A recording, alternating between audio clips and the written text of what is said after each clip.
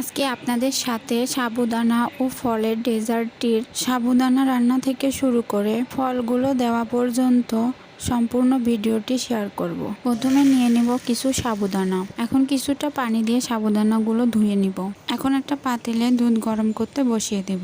দুধগুলো যখন কিছুটা গরম হবে দিয়ে দেব সাবুদানা, দিয়ে দেব কিছু এলাচ ও দারচিনি, দিয়ে সাবুদানাগুলো ভালোভাবে নাড়তে হবে, না হলে দলা পেকে যাবে। সাবুদানাগুলো যখন ফুটে যাবে এ পর্যায়ে দিয়ে দিলাম কিছুটা অরেঞ্জ ফুড কালার। আবারও কিছুক্ষণ নেড়ে চেড়ে দিয়ে দিব চিনি দিয়ে কিছুক্ষণ নেড়ে চেড়ে চুলা থেকে নামিয়ে নিব।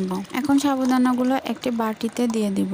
দিয়ে দিলাম আপেল কুচি, কিছু বড়ই কুচি, কিছু কমলা, কিছু কালো আঙ্গুর, সবশেষে দিয়ে দিচ্ছি কিছু খেজুর।